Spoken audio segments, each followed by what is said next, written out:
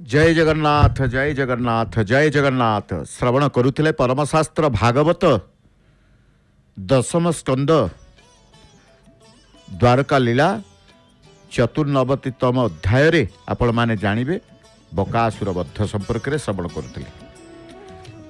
परकित पचारिले हे मुनिवर देवता माने एवं असुर मानक मध्यरु जे रुद्र को सेवा करे सी सकल ऐश्वर्य प्राप्त होई आनंद रे रहे। एणु तीन लोकरे विष्णु उपासना बहुत कम हुए। विष्णु का भक्त माने सबुठारु दुखरे रहंती। सोजन गण सेमानकु उपेक्षा करती। अनादर भୟରେ सेमाने वन मध्य प्रवेश करी कालातिपात करती। हरिहर जदि गोटिए तेबे भक्त माने किपरि विपरीत फल पाती ए विषय मोर संदेह मोचन करंतु। सुक हसी हसी कहिले, हे अभिमनु सुत शिव हेउचंती नित्य शक्तियुक्त हेले विष्णु हेउचंती आत्मा स्वरूप। से निर्गुण निरंजन होइथिबारु प्रकृतिर बस हुंती नाही। से सृष्टिपालक रूपे साक्षी होई पारंती।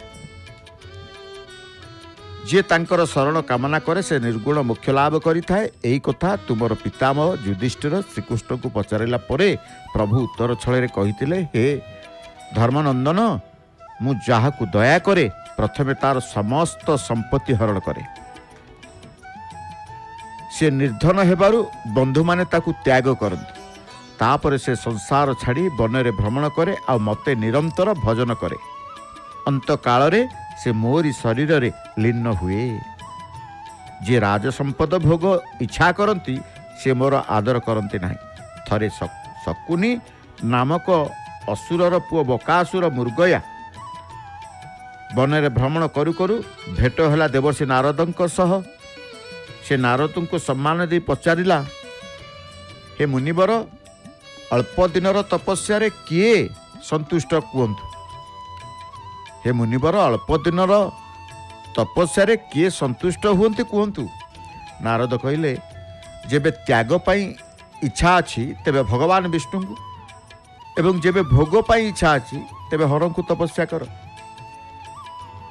वृक दानव हिम केदार कुंड को जाई निज शरीर मांस काटी घृताहुति देला प्रभु महादेव। अनेक दिन कठोर तप करी तांको दर्शन न पाइबाकू निज शिरछेदन पाई उद्यम करते महादेव सती पार्वती सह सेठारे आविर्भाव हेले एवं वर प्रार्थना करने निर्देश देले। वृक असुर महादेव को कहला, प्रभु मु जार मुंडे हाथ देवी तार शरीर भस्म हो। महादेव कहले, तथास्तु। एही समय वृकासुर देखिला हरंक बाम पार्श्वरे जगत मोहिनी पार्वती विद्यमान। से चाहिला रुद्र को भस्म करी पार्वती को लाभ करने पाई। हर जानीपारी पलायन करते तांको अनुसरण कला वृकासुर। महादेव विपदरे पड़ी स्मरण कले भगवान विष्णु।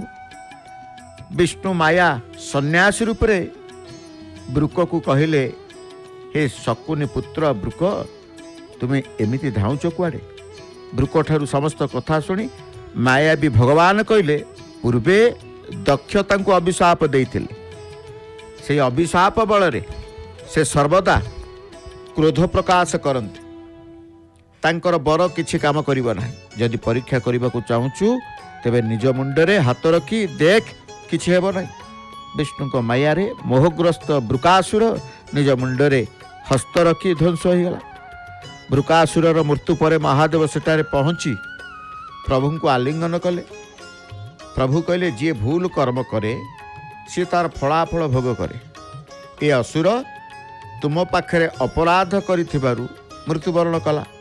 प्रभु को प्रणाम करी महादेव सुस्थान को प्रस्थान कले। एई अध्याय जो माने श्रवण करती से माने समस्त संकटरू उद्धार पाते। परमशास्त्र भागवत आम श्रवण करुले। आसंता काली मध्य पताका लगी परे परे परमशास्त्र भागवत श्रवण करिवार सौभाग्य मध्य आपण माने प्राप्त हेबे। आसंता काली दशम स्कंद द्वारका लीला 95तम अध्याय आपण माने जानिबे विष्णु वक्षरे भृगुमुनि पदप्रहार द्वारका स्थित ब्राह्मणर पुत्र शोक अर्जुन का परम ब्रह्म दर्शन परम शास्त्र भागवत को नित्य श्रवण करवा ही आमर मनर संकल्प आसु। संध्या समय जेतेबेले संध्या आगमन करती वर्तमान संध्या समय आमे आनंद बजार दृश्यटी आमको गोचर बा दर्शन सुजोग मिलू। दृष्टिगोचर आनंद बजार स्नान मंडप यही जो मंडप कथा देखिए मंडपरे जो मंडप को आमे कहूचे स्नान मंडप से मंडपटी कौन ना स्नान मंडप। स्वतंत्र दिवस रे प्रभु आसंती स्नान करिबा अर्थे सर्वसम्मुख रे प्रत्यक्ष स्नान तेणु से स्नान मंडप। तेबे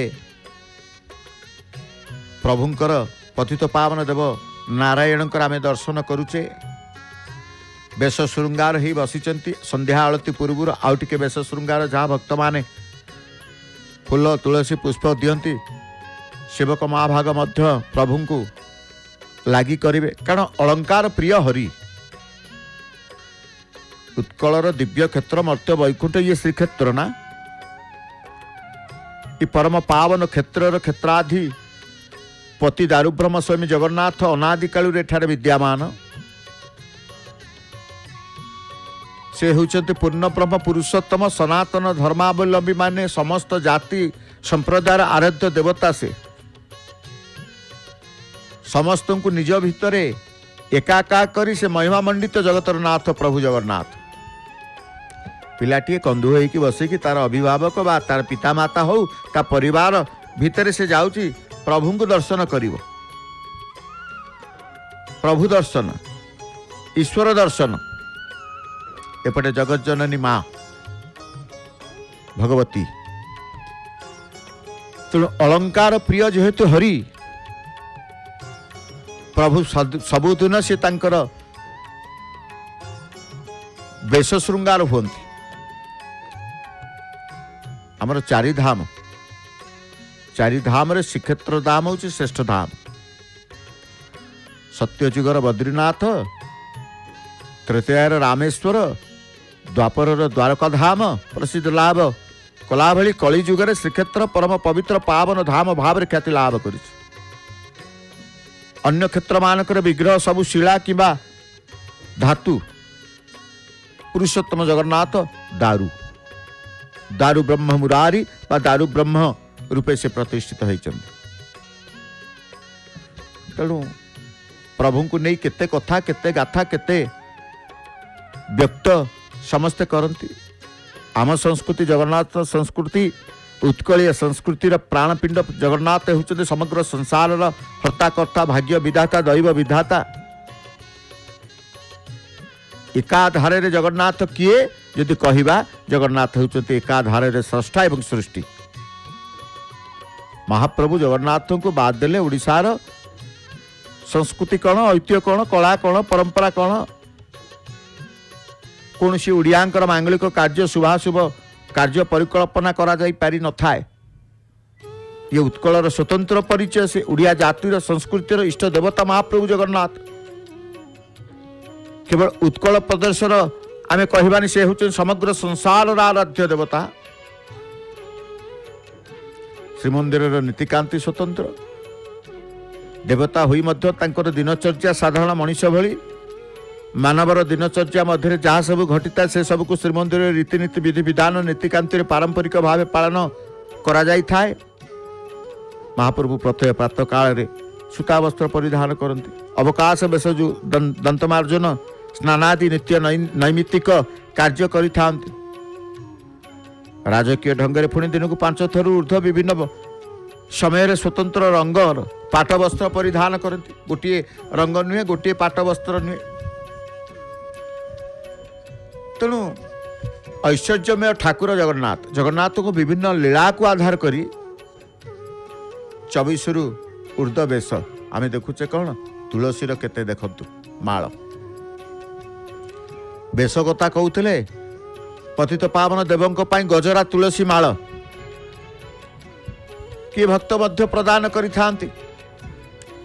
तेणु सुगंध पुष्प अलंकार भूषित होई बुढ़िया मणही पर पहुड़ जाती महाप्रभु जगन्नाथ।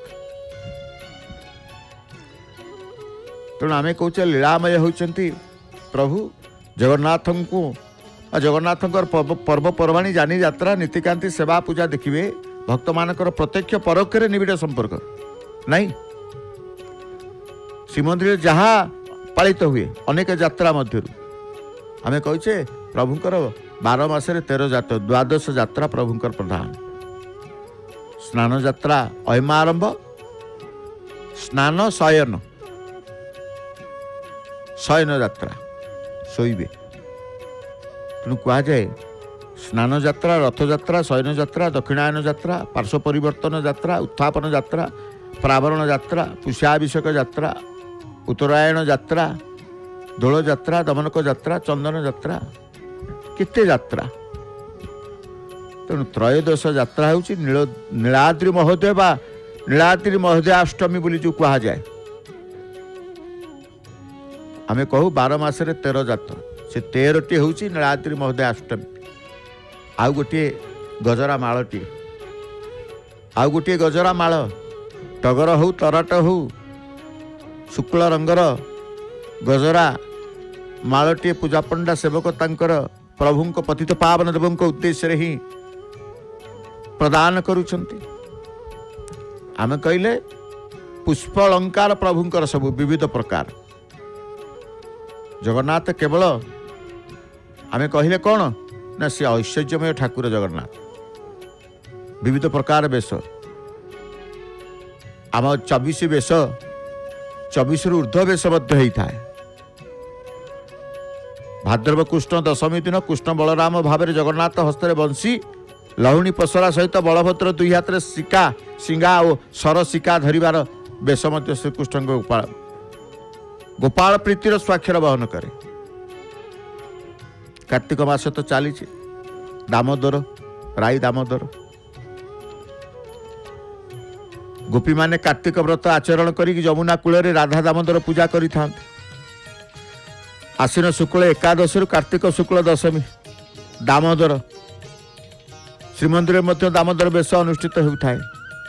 कार्तिक शुक्ल एकादशी तिथि लक्ष्मी नारायण बेश ठाकुर मस्तक सुवर्ण किया ठिया भाव लगी हुई ठिया किया बेश कहुए। पंचुक 5 प्रकार बेश आउ एक गजरा माल पद्म फूल कहतु पद्म फूल किंबा टगर तराट फूल ये सब आमे देखुचे भक्त माने ही प्रदान करिथां। तेणु कार्तिक मासरे पंचक 5 दिन आउ जड़े भक्त माटी तुलसी हाथ में धरी प्रभु पतित पावन देवों उद्देश्य आनीचंती। सेवक महाभाग मध्य प्रत्येक भक्त जी जहाँ श्रद्धार सहित आणती प्रभु उद्देश्य प्रभु मध्य से अर्पण कर दियंती। तेणु कार्तिक मासर पंचक 6 दिन जदि पड़ा नागार्जुन बेश महाप्रभु नागार्जुन बेश श्रीक्षेत्र लोक संस्कृति प्रतिछवि बोली जना जाए। तेणु प्रभु अनेक प्रकार शीत दिन आसिले मनीष परी शीत वस्त्र पिंधे जहाँ को आम कहे घोड़ लगी। तेणु पर जिते शीतर प्रकोप कमिब विग्रह माने जामा लगी हेबे। माघ शुक्ल प्रतिपदा ठारू पंचमी श्री पंचमी मध्य बुधवार शनिवार पड़े राति बड़सिंगार बेश न हो पद्म बेश पौढ़ जीवे विभिन्न बेश रसिक ठाकुर ये। तेणु कहगला अलंकार प्रिय हरि। तेणु जगन्नाथ केवल सामंत नुहति श्रीक्षेत्र मौढ़मणि महासामंत सी बोली कह जाए। सबु पर्वपर्वाणी जानी यात्रार नायक नुहति से होते महानायक देवादिदेव राजाधिराज राज राजेश्वर तांकर बेश राजकीय ठाणी सुना बेश देखिए राजकीयतार प्रतीक। तेणु अलंकार प्रिय होउछन्ति प्रभु जगन्नाथ। आप्तवाक्य अनुसार जगन्नाथ अलंकार प्रिय देवता जगन्नाथ बेश पट्टिपाठु जना जाए। महाप्रभु 4 प्रकार अलंकार जमिति वस्त्र अलंकार, पुष्प अलंकार, सुवर्ण अलंकार, सोल जरी जंबुरा निर्मित अलंकार मध्यम विभूषित हुअन्ति। कारण अनेक बेश महाप्रभुंकर जरी जंबुरा सोल शिल्पी माने मध्य अछन्ति। अति चिताकर्षक मनमुग्धकर सोल चिता जरी जंबुरा देकी बेश सामग्री सरंजाम करती जे देखिले रहीजिबे। झुलण कहतु प्रभुकर विविध बेशरे कारीगर माने तांकर कुशली कारीगर माने तांकर कला भास्कर्यर परिचय ई श्रीक्षेत्र माठुर से देई थांती तांकर कला माध्यम रे। तेणु महाप्रभु अनेक मनमोहन वेश समूह को अधिक जीवंत आकर्षण करिछि। तेणु महाप्रभु वस्त्र द्वारा वेश को वस्त्र वेश बोली कहा जाए। स्कंद पुराण अनुसार महाप्रभु लक्ष्मी सहित श्रीक्षेत्र में मानव लीला करुछंती। तेणु तांको वेश परिपाटी मनुष्य परी आचरण परिप्रकाश घटी। केतेबेले साधारण मनुष्य परी नित्य नैमित्तिक कार्य संपादन निमंते सूता जाली वस्त्र गामुछा परिधान करुछंती तो केतेबेले पाठ वस्त्र गीत गोविंद खंडुआ ऐश्वर्य वेशरे सज्जित होउछंती। सकाळु सकाळु राति जाए विभिन्न समय विभिन्न प्रकार वस्त्र परिधान सांगकू भिन्न भिन्न रंगर पाट वस्त्र परिधान पर्वदिन मानक प्रभुंकर स्वतंत्र वस्त्र परिधान महाप्रभुंकर वेश परिपाटी को मत अधिक मनलोभा करा जाए। प्रतिदिन महाप्रभु बड़ सिंगार वेश, प्रतिदिन महाप्रभुंकर बड़ सिंगार वेश, प्रतिदिन चंदन लागी वेश, प्रतिदिन अवकाश वेश, प्रतिदिन नित्य वेश। तेणु स्वतंत्र महाप्रभुंकर वस्त्र समूह को नहीं कि देखिए अनेक प्रकार पुष्प अलंकार देखु। प्रभुंकर नाकेरे गोटे नाकुआसी झुंपा देखिए, नाकुआसी झुंपा। झुंपा कौन? मस्तकर चितारू जो झुली आसी श्रीमुखर तिलक तलू आपण देखंतु नासाग्र पर्यंत लंबी आसी पुष्प निर्मित अलंकार टी झुंपा बोली कहा जाए। ये जो अलंकार प्रभुंकर नाक उपरे अलंकार उपर भागटी चौड़ा देखंतु नहीं, मध्य भागरु तलकू क्रमशः सरू होइके आसी नाक पुड़ा जाए जोठी पड़ी। दुई फूल पेंथार मझिरे तुलसी गुच्छ ठाकुर मानकर प्रत्येक वेशरे विग्रह मान को झुंपा लगी होता है। परंपरा अनुसार बड़ सिंगार वेशरू उलागी होता प्रसादी झुंपा प्रत्यय गजपति महाराज श्रीनगर को पठा जाए। सेठे प्रतिष्ठित कनक दुर्गा को लगी करा जाए। तेणु झुंपा तिलक शुक्ल पुष्परे निर्मित एक सरिकिया छोट क्षुद्र माल जहाँ कपाल देश में थिबा सुवर्ण चितार चतुर्पार्श्व को घेरे लगी। आपण देखो तो मस्तक महाप्रभु जगन्नाथ और बलभद्र कपाल तिलक शोभा पाए आमे भी देखुचे। तेणु आउ गोटे पुष्प अलंकार देखुं गुणा नाक फूल परी पुष्प भूषा आपण देखुं पतित पावन देवंकर मध्य लगी। पूजा पंडा सेवक महाभाग कर्पूर लगी कले। चका चका आखिर पलक अधर उदर मस्तक कर्ण सबुठी सबु श्रीभुज कर्पूर प्रलेप कर्पूर लगी बोली कहा जाए। तेणु पुष्प अलंकार कथा आमे कहूचे जेहेतु पतित पावन देवंकर आमे देखुचे आज पुष्प अलंकार रे राधा दामोदर बेशरे बसिचंती एवं नाकरे तांकर पुष्प अलंकार नाक फूलपुरी एक पुष्प अलंकार गुणा बोली जो कहा जाए नासिकारे लगी सुबासित पुष्प व्यवहृत हुए। ये जो गुणारे सुबासित कहीं नाक पाखे रहिबो प्रभुंकर नाक चना भली।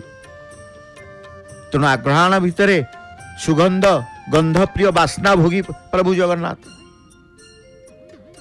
सबु बास्ना को से ग्रहण करते। तेणु देखिए गुणा प्रस्तुति रे शिल्पी माने जो माने गुंथुचंती अधिक जत्न सहकारे पुष्प चयन करने सहित अर्ध प्रस्फुटित पुष्प कढ़ व्यवहार जमिति से सबु कढ़ रात्र रे चहटी बास्ना महकिब ठाकुर को अधिक शोभावंत करिब झुंपा प्रस्तुति ढंगरे यहाँ तैयारी करा जाइथा।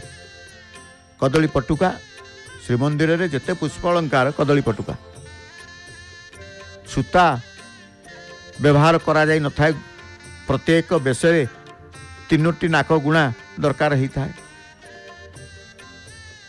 से बोली प्रभुंकर पयरमाला चंद्रिका अधरमाला कुंडल गभा अलका करपल्लव ये सबू आपण देखिए पुष्प अलंकार नीलचक्र दर्शन आम करुचे। करपल्लव एभली एक पुष्प अलंकार या महाप्रभुंकर श्रीहस्तर पुष्पभूषण बोली कह जाए। समस्त पापुली आंगुली होली देखा जाए करपल्लव। प्रथमे पणस पत्र को खड़िकारे खंजी तल भागरे उपर भागरे कदली पत्र देई ठाकुर श्रीभुज को सठिक दृश्यमान है भली आकार एक छांच प्रस्तुत करा जाए। करपल्लव रे जुई कढ़ रंगणी तराट गेंडू सुभाषित पुष्पर छोट बड़ 5टी आंगुठी आकृतिर माଳ तैयारी करा जाए। ये माळ गुड़ी को प्रस्तुत पापुली आकृतिर छांचरे तांकर गुंथि थांती बा निर्माण करि थांती जोड़ी थांती। तापर कदली पट छुंची साहाଯ୍ୟରେ विभिन्न प्रकार सुभाषित धला रंगीन फूल गुंथा जाए श्रीहस्त पापुली भली सज्जित करा हुए। ये करपल्लव केवल बड़ सिंगार बेशरे श्री जगन्नाथ और श्री बलभद्र करपल्लव भूषित हुए। से भली प्रभुंकर हृदय पदक महाप्रभुंकर बड़ सिंगार बेश प्रत्येक दिन 3 गोटी हृदय पदक पुष्प अलंकार जोगे दी था। किए ना मठर भूमिका थाए सुना गोस्वामी मठ तो मठर भूमिका रही थाए तेणु विशेष भाव में अलंकार भितर देखिए आउ गोटे आम पयरमाला कहूचे गजरा माला कहूचे आ गोटे माला हूँ कौन आज्ञामाला। मंदिर रे प्रत्येक जानी यात्रा पर्वपर्वाणी आज्ञामाला जरिया प्रत्यक्ष निर्देश बा आज्ञा दिया जाए। देवतांकर आज्ञार चिन्ह स्वरूप आज्ञा पालनकारी विजय प्रतिमा मानक विग्रह मानक श्रीअंगुर लगी पुष्पमाल्य प्रदान करा जाई थाए। एथिरु जना जाए महाप्रभुंकर आज्ञामाला द्वारा निर्देशित हुई समस्त जानी यात्रा पालन होई थाए। सेवक मानक ठारू प्राप्त तथ्य अनुसार आमे देखिबे समस्ते तांकर विविध प्रकार ए जो अलंकार कथा आमे कहूचे आज्ञामाल रे वर्णित अच्छी वर्षरे 139 थर प्रदान करा जाई था। सेवक माने जहा कहते तेणु पुष्प अलंकार प्रभुंकर प्रभु वर्ष सारा विभिन्न वेश हुए विभिन्न रत्न मणि माणिक्य हीरा खचित सुवर्ण भूषण आकर्षणीय वेश को भूषण वेश रत्न अलंकार वेश बा रत्न श्रृंगार बोली कहा जाए। तेणु प्रभु ये वेश को धारण करते कहीं ना भक्त मनरे टिके खुशी देवा पाई आनंद देवा पाई आनंद देवा पाई ये आनंद ये प्रभु ही प्रदान करते प्रभु प्रदान करती। आपण देखिए जमती प्रभुंकर विविध प्रकार पुष्प सेमती विविध प्रकार प्रभुंकर वस्त्र स्वतंत्र वस्त्र कौन पिंधती से संपर्क में आम जानिबा जितेबाला समय आसीबो आम जानिबा जे प्रकृत में कौन कौन बेश रे वस्त्र दरकार ही थाए। आपण देखिए गोटे वस्त्र अच्छी महाप्रभुंकर चेमेड़ी चेमेड़ीटे नाली करिया धला करिया विग्रह मानकर पूजा विधि नाली करिया धला करिया वस्त्र व्यवहार होता है। पतला सूतार नाली धला कनायुक्त वस्त्र करिया को आम चेमेड़ी कह जाए। करिया कम लंब ओसार पतला झीन वस्त्र स्वतंत्र माप यार चेमेड़ी जो कह जाए। प्रत्येक बैराणी अथवा पतनी सेट्रे चेमेड़ी अंतर्भुक्त थाए।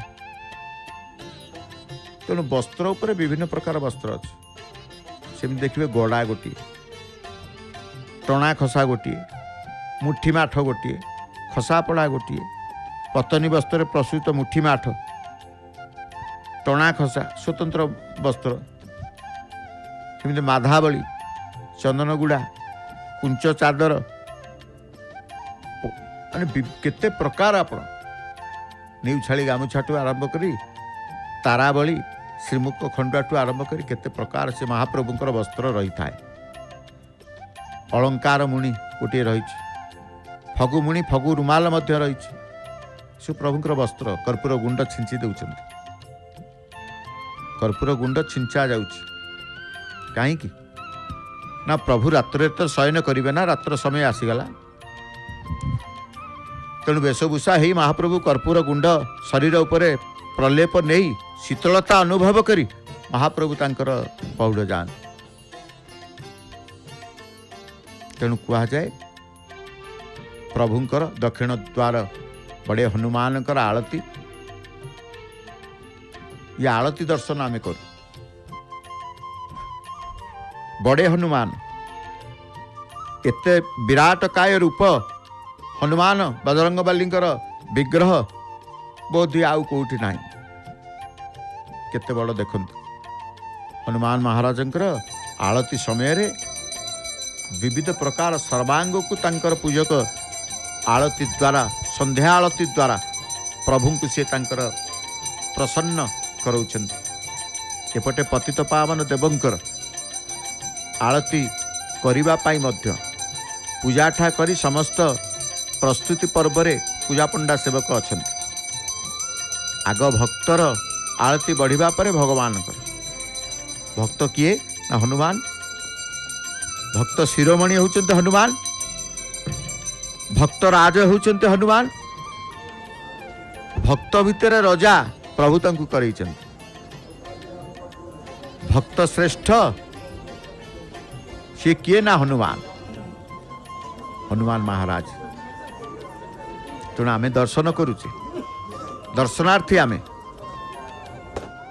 आलती दर्शन करिबा प्रभुकर बेश दर्शन करिबा प्रभुकर सबु किछि दर्शनर भावना ही मन भितरे आनी थाए प्रभुंक प्रति श्रद्धा। तेणु बड़ नटकटिया सी ठाकुर बड़ नटकटिया कहुए सर्वत्र परिव्याप्त मो जगन्नाथ।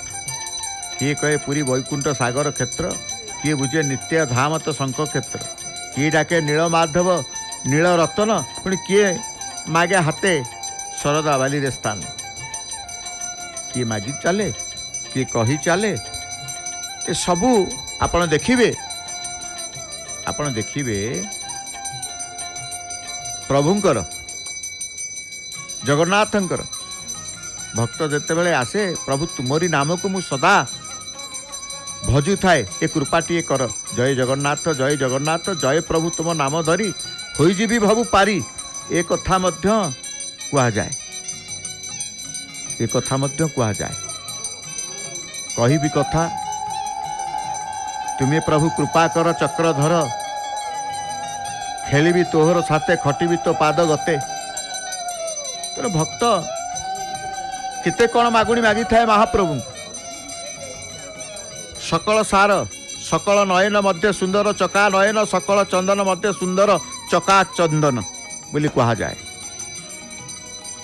सकल रतन मध्य दुर्लभ नील रतन सकल बदन मध्य सुंदर कला बदन कला ठाकुरंकर कला बदन सकल जीवर मन घर तार वृंदावन सकल जीवर धन अटे से रंक रतन सबु करी कराउ थाई सही नंद नंदन बंशी बदन भक्त मध्य कहे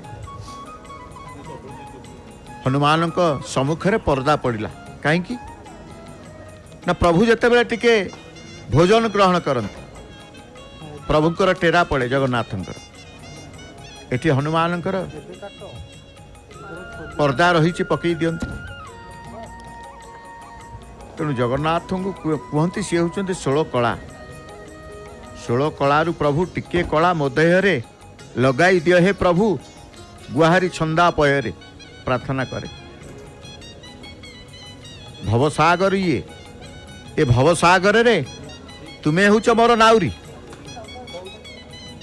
भवसागर तुम्भे नाउरी करुच सबको हे भवु पारी प्रभु आसंतु पतित पावन देवंकर संध्या आळती दर्शन करवा भावर भजन सुनाम धन्य सुकंठी गायिका श्रीमती नमिता अग्रवाल मामकर संध्या आळतीर दर्शन भावर भजन रे प्रभुंकर कृपा लाभ करवा। जय जगन्नाथ जय जगन्नाथ।